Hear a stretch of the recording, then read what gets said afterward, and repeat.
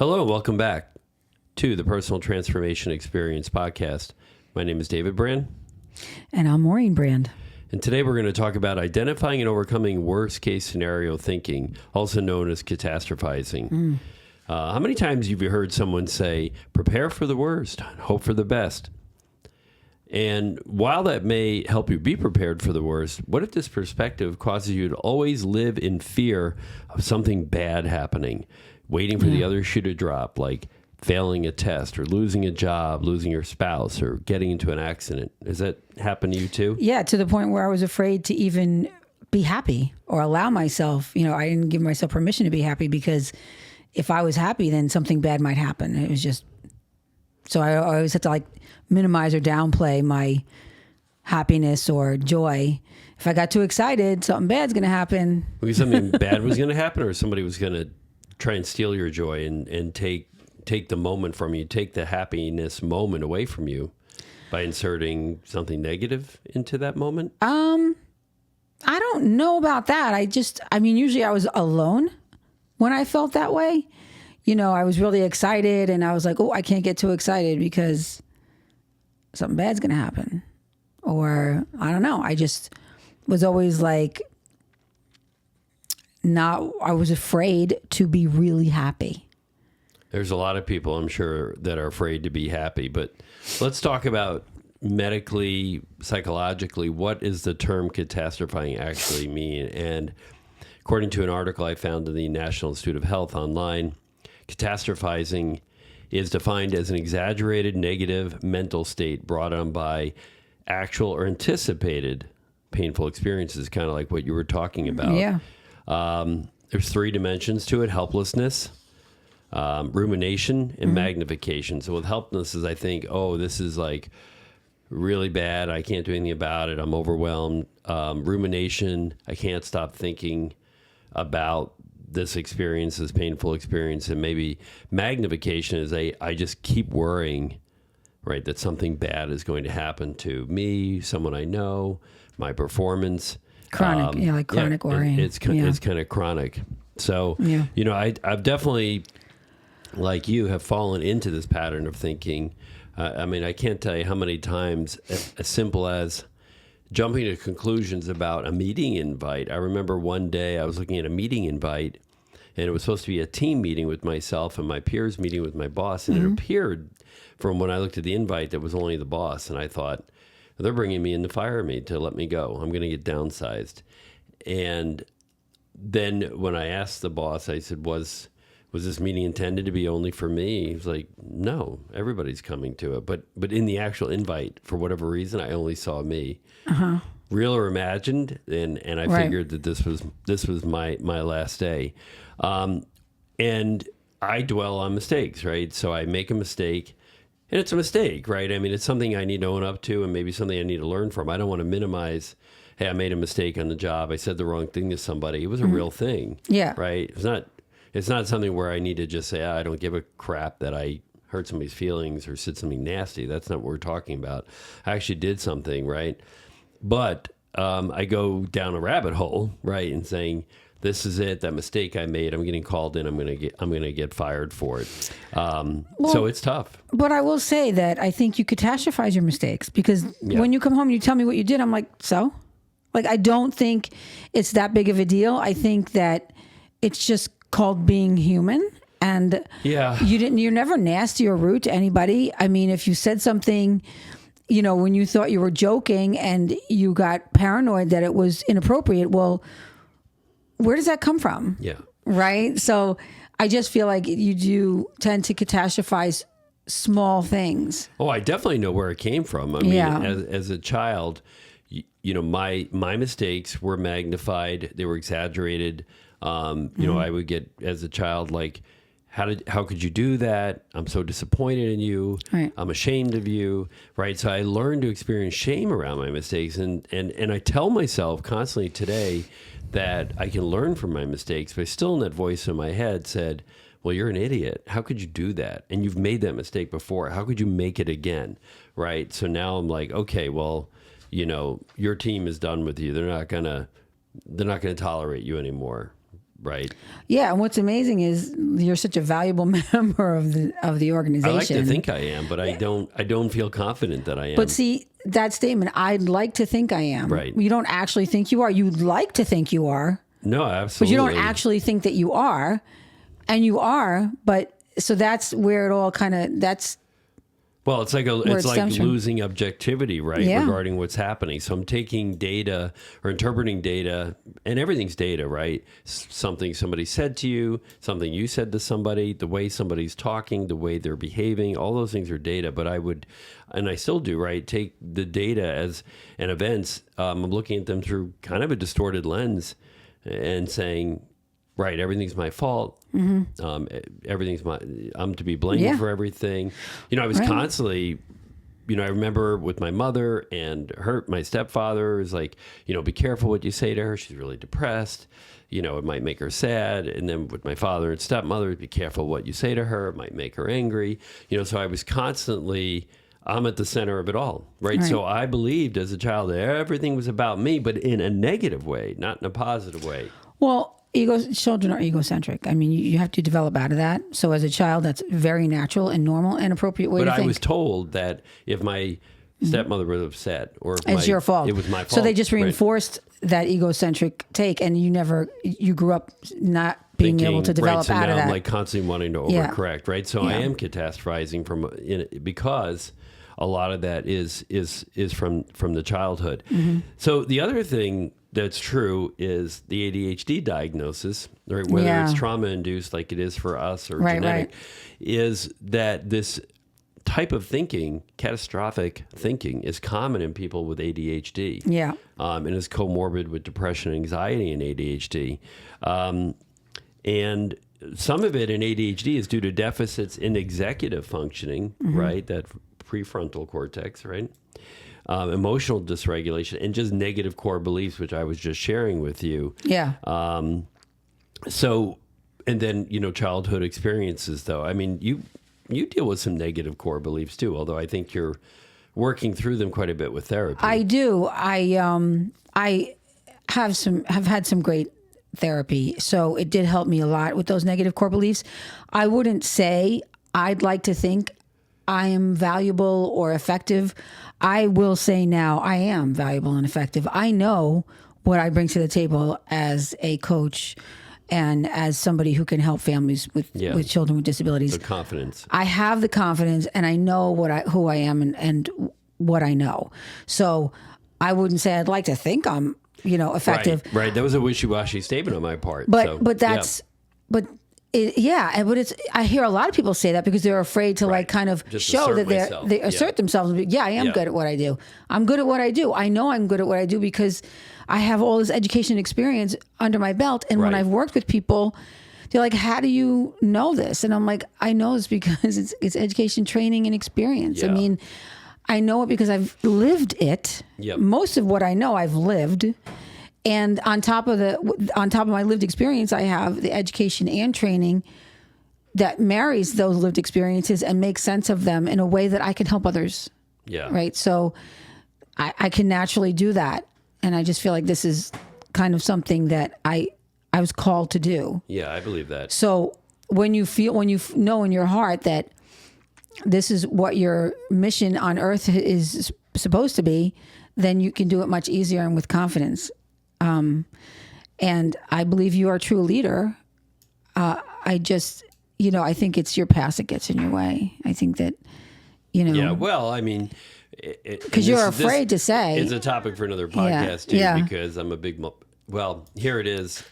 I have always said that I was an excellent multitasker, but that's a big lie. No. And nobody's a great multitasker. Well, you'll say that, but then again, you'll say, I can't do the two things at the same time. Like, you'll get aggravated because you're like, I can't focus on what you're saying, and I can't drive and talk to you. we digress because it's the subject of this. Sorry, but we'll spin a few plates here. Getting back to some of the root causes of this, I think in my case, too, and I think back and look at, my parents were religious people. My father very more consistently so than my mother in terms of aligning behavior with belief. Yeah. But one of the things from as a younger person, my parents being involved in a religion that was very focused on the end of the world, right? And this idea, which is rooted in the book of Revelation, that in the Bible, that in the Christian Bible, that the end of the world was imminent, and at any time, we could see the end of the world, right? And destruction of people at the end of the world. In fact, when I was 3 years old, there were people in a picture book that I used to read. It showed the earth swallowing these people up, and dogs and cats and children were being swallowed up in the earth because they were wicked people, right? So, this is actually the book I learned to read on when I was a small child. That's scary. So, I was thinking, God, if I didn't do the right thing, didn't do what my parents wanted or what God wanted, well, the earth might swallow me up, right? And take me with the rest of the bad people, right? So, and that's another thing. I don't believe they're bad people or good people, right? No. I believe that some things happen to everyone, right, that can influence the outcome, and we all have the innate ability to be good. Yeah. But, this was the thing for me. So not only did I have the criticism as a child, but I had this religious indoctrination that told me, God's going to destroy bad people, so don't be bad. Right. Right. Well, that's, I mean, if you grew up in your developmental years were that, even from like when I could speak, right? Toddler, becoming verbal. Now, I know, speaking to you too, you had some experiences that were kind of connected to each other too. I know you had some things in childhood, but then something as an adult too. Right. Well, that didn't help matters. I mean, as a child, I grew up, in a very uncertain environment. My dad was an abusive alcoholic, and I never knew what I was going to get. So I never felt safe. I was always, I mean, to be happy and play and be a child, I was afraid I was going to get hit. I didn't know what I was going to get hit for. Right. Like, it was so many things I didn't, like, if I do this, will I get hit? Like, I didn't know what I was going to get hit for or hurt, yelled at for. Right. And so that uncertainty caused me to always have this hypervigilance.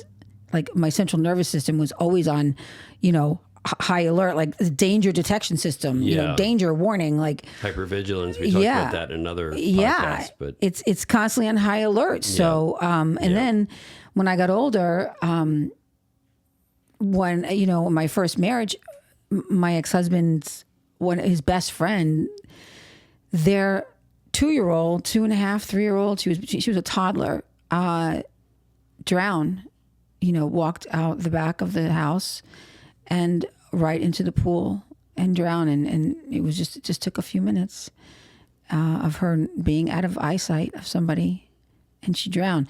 I was like, that was very, very difficult for me to handle. Yeah. And I don't know if I was pregnant or I just had Finn. I think Finn was an infant. And it was really scary. And I started to have nightmares. I mean, I just became really paranoid about something happening to my child. Yeah. I remember going to the Y and doing swimming lessons with her when she was like 1. Yeah. Because I was so scared. Right. Oh, yeah, to make sure that the ability was there, right? To help prevent that bad thing from happening. Yeah. So, and then, a little later, not many years later, a close family member, small child, 6-year-old, also drowned in a very tragic accident. And it reinforced all of my fears. It was really, really difficult. A lot of, I was a mess. Yeah. And for I remember. Quite some time, I didn't know I just felt like everything went sideways. Yeah. And I didn't know how to get things to look normal. The whole world was distorted and sideways and scary. And I didn't know how to write things in my head and my perspective of anything. I mean, I was scared to death, and the anxiety ramped up, and it was just a really difficult time. So that reinforced my catastrophizing tenfold, 1,000-fold. So sometimes we have it. It comes in childhood, and something happens later that kind of reinforces it. Maybe you're afraid you're going to lose your job. Maybe you do, right? So then it makes it even harder, right, to overcome that. I know you did a little research for this podcast too. I think you talked a little bit about that too a few minutes ago about the hypervigilant nervous system. Yeah. This feeling of not being safe, right? Maybe something happened, right? You believe the world is a dangerous place because maybe in your childhood, in your experience, I know, and mine too, we didn't know what version of our parent was going to show up after work or that day. Right. Or if you say something wrong. As I grew older in my 20s and 30s, I was always second guessing every interaction I had. I would perseverate. I would be like, so. I still do that. Yeah, and I would lose sleep.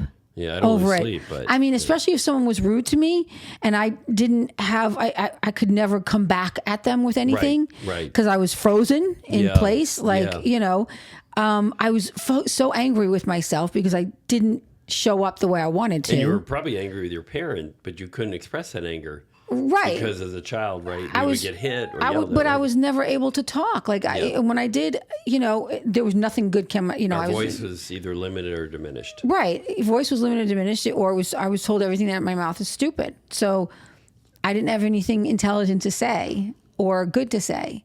So I always second guessed my interactions and was always catastrophizing about relationships and, friends. And I didn't really have any close, good friends because of that. So I was like kind of a loner, and I preferred that aloneness over interacting with people because it was so difficult for me to interact with people. Like the anxiety of not understanding social situations, not understanding where I stood in them, not knowing if I was saying the right thing, why people were reacting that way. I was hyper paranoid. Yeah, it's like we were talking about risk before, right? And kind of assessing probability to things, right? So if you think the probability is high that you're going to say something that's going to not land well in a social setting, and you're anticipating the way people are going to respond to you negatively, then you're not going to take that risk, right? If you say the risk is too high, then there's zero risk of being alone, right? Of having a negative social interaction. Right. So I think for people that are autistic and have ADHD, there's probably some component of analyzing this, right? And thinking, okay, you know what? If I open my mouth, the risk of a negative interaction is too high. I'll keep my mouth shut. Yeah. But then that poses negative consequences because you can come off as disengaged or on this, lack of And I was knowledge also that I would perseverate about that. So I never knew what to do. So I just would start avoiding social situations. Sounds like and you'd be frozen. That's a scary place in a itself. very neurodiverse thing to do. Like, absolutely. I had, reading all this stuff and having a child on the neurodiverse spectrum, I wonder myself if I am not actually there or was there, have been there. I shouldn't say was, because once you are, you are. I mean, I know I have the ADHD, but the other aspect, the autistic aspect, I look at my interactions and I think about my past and socially how, even now, like I went out with some friends yesterday, I am better because she's a good friend, and she has a very acquired taste kind of personality. I love her to death.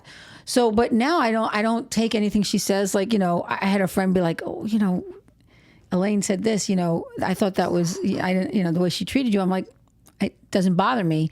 I don't think she treated me poorly. That's just Elaine being Elaine, right? My good friend. I love her, but other people perceive her differently, and she knows this about herself. So, she's self-aware. She's very much, but that's kind of what I like about her because I always know where I stand, and maybe that's why I was so attracted to her as a friend because she doesn't pull any punches. I always know where I stand. Right. I feel like some people, like I'll talk to them and they'll be like, yeah. And then they tell somebody I'm stupid, right? Behind my back. Right? Well, yeah. So, I mean, that's definitely not her, not my friend, but like, it's just interesting how it was a lot of people there and I avoided the big crowd. Right. And I just wanted to be with my two friends and I just completely avoided the crowd.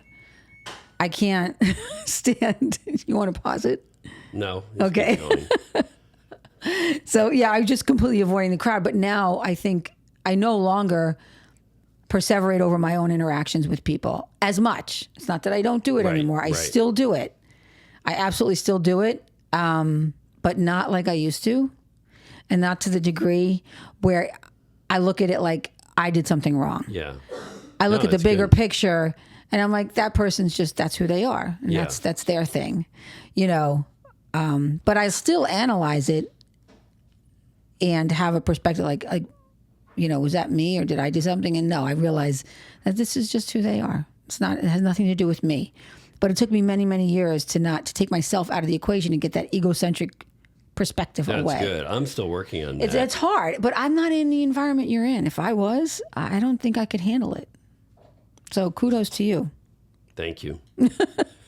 A couple of the other things you came up with, I think that resonated with me, lack of secure attachment, right? So, I mean, I had, it was difficult for me to have a secure attachment to my mother because she was a little bit distant. And then, she had major clinical depression, major depressive disorder, right. And bipolar disorder, actually. But so there were moments where she just wasn't available to me. She wasn't really super nurturing. Yeah. Although later in life, when we talked about this, she argued with me vehemently. She's like, I loved you. I'm like, well, it's not that, but that's I have other relatives that it's not disputing you let me sit on the floor and cry and you didn't pick me up, right? And so right. those things create unsecure attachment, right? And then so you fear the loss of connection from people and negative judgment, right? Because of that. Yeah.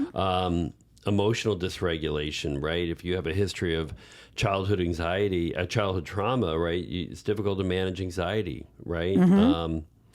And in your thoughts, it's very easy for you to kind of tumble down this hill. Being your internal critic, self-blame, right? We've been talking about that a lot of our podcasts, right? Yeah, I think this is such a common thing. I work with a parent who does this a lot. I mean, I feel like she's half joking, but there is a truth to it. Yeah.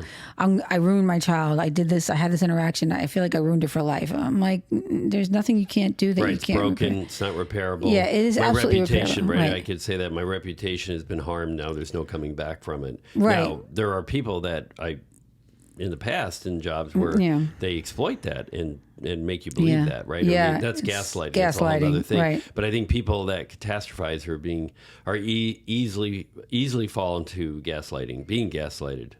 Well, they see it as a weakness. They're like, oh, right. And it's easy to detect. Because you already have a negative belief about yourself, and then people pick up on it. Oh yeah, you're absolutely right. Yeah, no, you're right to right think away. that way. Yeah, right. Yeah. Everybody thinks that you're off your rocker, right? Oh, yeah. Well, okay. But for certain, like I just want to go back up a little bit. The lack of secure attachment. This is a big thing. Yeah. Because if you it's called a disorganized attachment. It can cause all kinds. I mean, there's all kinds of attachment issues, traumas. So if you have insecure attachment, is just like kind of umbrella term for all the other ones. But like, there's something called a disorganized attachment, and the fear of loss of connection and negative judgment. I mean, that's it in a nutshell. Is what you experience almost daily, because you're fearing like you lose. Do you have a connection with the person? Don't you have a connection with the person? Right. Are they just there to try to get some information out of you and then run back to somebody else and tell them? Right. Which I'm not sure how I don't think that's paranoia per se, but it is a perspective. So whether it's paranoia or whatever you want to call it, you're seeing it through your lens, and because this is what you experienced as a child, you're experiencing it through that lens as an adult. So whether this person you can trust them or not, what I think matters is how you react to it. So, it is. It very much is. So the question is, should you start acting like them or just be who you are? I say be your authentic self. Yeah. Because always I agree with being that. who you are and staying authentic and genuine to who you are will always win. Yeah, will always win. To be someone else. Yeah, I never could. That's why I didn't work well in the corporate world, because everybody was like, it's a cutthroat place and people are nasty and kind of assholes, right? I don't know how else to put it, but like that's my experience. There were some great people I met in the corporate world, but so many of them, I'm like, why do you got to act like that? Like, can't you just be honest? Like, I don't know what people have all kinds of issues, so they put like this false face forward, and it's just, I don't get it. It's not something I know how to respond to or function around, which is why I pulled out and I do what I do now. Kids are always genuine. they're always honest. Like you always know where you are with a child. You don't have to worry about it. No, that's for sure. Like they don't know. They just know how to be who they are. One of the other things too that we already talked about is reenacting a past experience, right? Yeah. So you kind of say, okay, well, this happened before in my relationships. Yeah. So let me prepare for it so I don't get caught off guard again, right? Because maybe I was caught off guard once in the way a person acted. And I'm like, oh, I'm going to protect myself from that, right? And we'll talk about IFS in a moment. And you pulled something from Gabor Mate, too, I believe, that you wanted to talk about. No, he just has, I mean, he doesn't really use the word catastrophizing per se. Yeah.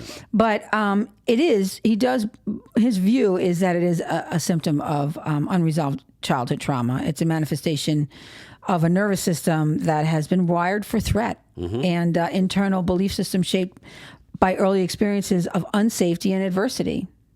So a coping mechanism that once served a purpose, which is very much a part, right? Yeah. This is where IFS comes in, which is a nice segue. Its purpose now, but how it limits the individual's ability and experience to experience peace and security in the moment at present. It's very biological, right? Because you say early man. How many times did it take for them to see another man eaten by a tiger before they were like, I should run. Right. Next time I see a tiger, I'm going to run or hide, right? Right. Yeah. So we're programmed, right, to avoid, if something bad has happened, we're programmed to avoid that threat in the future and do everything we can to avoid it. Real or imagined. Mm-hmm. Yeah, well, because you didn't feel safe as a child, and you didn't know what was going to happen next. That level of uncertainty causes a lot of chronic issues if you have to grow up that way. So, yeah. So the good segue here is what helps, right? And I think we're both very big proponents of Dick Schwartz's IFS, or internal family systems therapy. We talk about it a lot in the show. We've both received therapeutic treatment with IFS. Yeah. And I think for me, right, it's identifying that part that has been judged or was judged or criticized for mistakes early on, or the part, like for me, is trying to protect itself from being destroyed in a fiery Armageddon, right, and be perfect, not let people down, not open myself up to that part judgment. of you that was protecting yourself as a child is still there. And now, has developed some maladaptive behaviors to protect you as an adult, which for me, it was avoiding any situation where I had to speak up So like if I was in a meeting with a bunch of other people, like 10 other people, I was having an anxiety attack because I was afraid to speak. Right. Yeah. Because you believe that opening your mouth would lead to embarrassment or negative shame, consequences. humiliation. Humiliation. CBT works for some people. I use CBT, cognitive behavioral therapy, for many years, which kind of looks at adjusting your belief system and your patterns of thinking. So for me, it was kind of changing that conversation I had with myself. I remember my therapist saying, "You're not that little boy anymore. That little boy that was criticized, that's not who you are." And I kind of feel like if you look at Patrick Tian, he does a lot of that inner child work. He's very famous. And then you look at IFS, but they have that thing in common where you're kind of talking to that, whether it's the inner child or it's a part or however the inner voice model, or that inner voice, the dialogue is, hey, we're not, that little child is not here in the moment. I am the adult. I'm in charge. I've got you. I've got this. We're safe. I'm not going to let anything happen. It's like restructuring. It is. You have to literally restructure how you think about any situation. 100%. Yeah. Yeah, I agree. Yeah.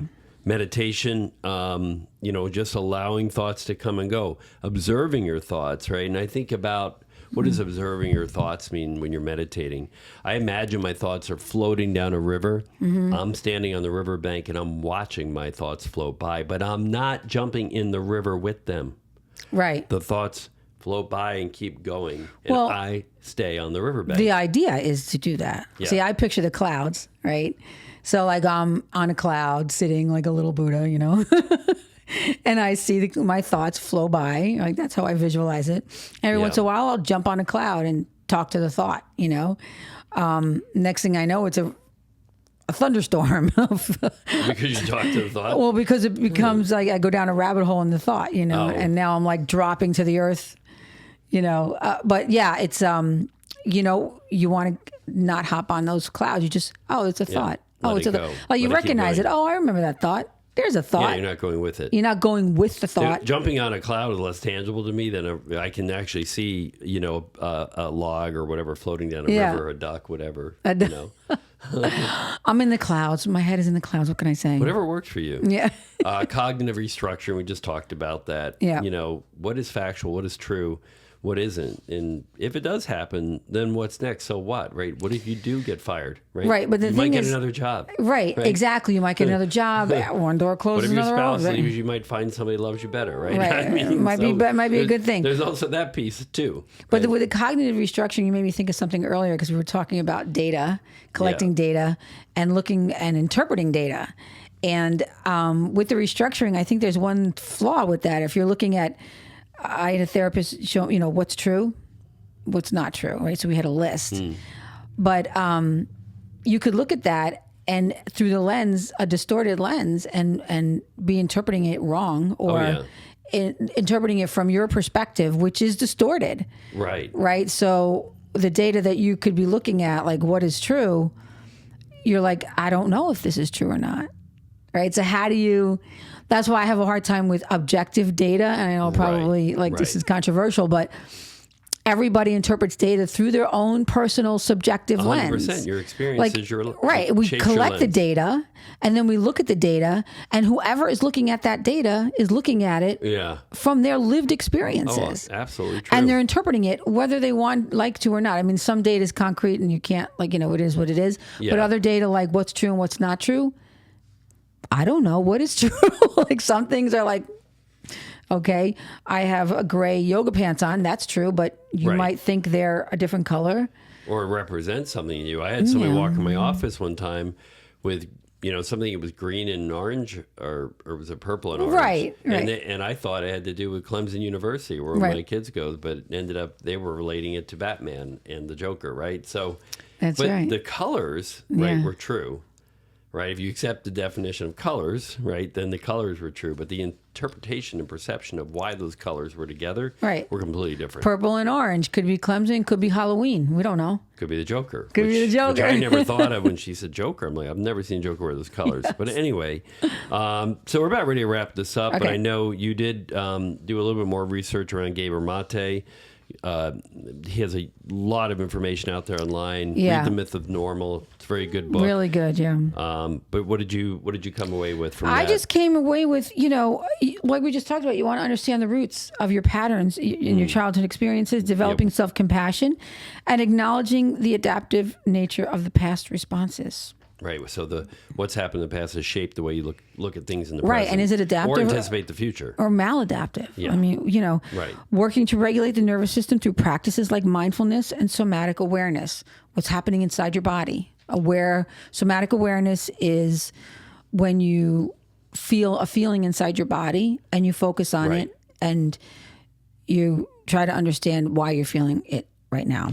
So that was a very good point. You talked about a regulation, right? Because with meditation, because I know some people don't understand meditation. They say, well, you're emptying your mind, lets the devil come in, all that stuff. But the idea of meditation is not to empty your mind. You can't empty your mind. You can't stop thinking. That's impossible, right?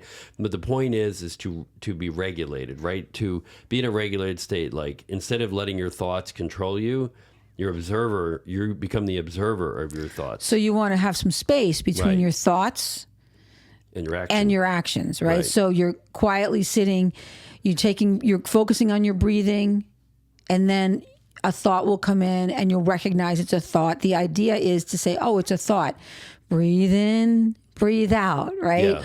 Oh, it's another thought. Breathe in, breathe out. So you're going to have thoughts are going to come in. And when you first start meditating, it's so uncomfortable because most people have monkey brain, which is like 1,000 thoughts coming in. You can't. And next thing you know, you're thinking, well, I'm going to go to work tomorrow and this is going to happen. This is going to happen. And then this person's going to say something. Then my kid's going to be upset. And my wife's going to be upset. You got to stop. Whoa. Breathe in. That's the point of meditation. Breathe out. To stop the train, right? Stop that train. Yeah. See if you can put some brakes on. But to get some space between, your thoughts and your responses to those thoughts. That's the thing. Yeah. No. Absolutely. So. What else? Healing the underlying emotional wounds, challenging negative core beliefs, which is very much what IFS does. That's what I love internal family systems for, because you really are looking at those wounds from the childhood. You're finding the part that is holding on to those thoughts, those negative experiences, and then you're challenging those beliefs. You're like, how old do you think I am right now? Like, I'm not 4. Yeah. This is not true anymore. We're not in a dangerous situation. I am safe. And I love Dr. Becky talks about this a lot, whenever, like, her as a parent or in any situation, when you feel hyper anxious, stop, put your hand on your heart. I am safe. I'm safe. Keep telling yourself you're safe, because chances are you're having a reaction from a situation that you didn't feel safe in. Yeah. Yeah. No way.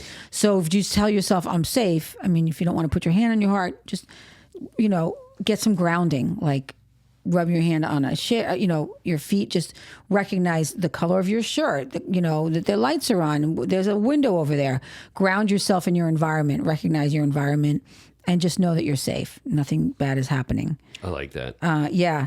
Building secure attachments and fostering a sense of safety in the present, which is what we just spoke about. Yeah, absolutely. So I hope it was helpful if you're watching this, to observe us kind of working some of our stuff out here on the camera. Is what we intended to do when we started this last September.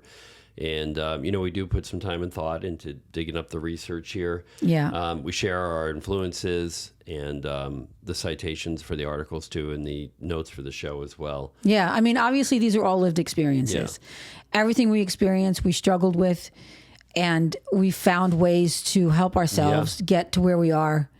And that's why we're here, because our transformation, we want to share with everybody else so that they can have the same experience. Yeah. And everybody's journey is unique to them, and no one can walk your path for you, but hopefully this information will help you as you continue on your own transformation journey. So please feel free to leave comments. We'd love for you to like and follow us and subscribe to our YouTube channel at the PTX.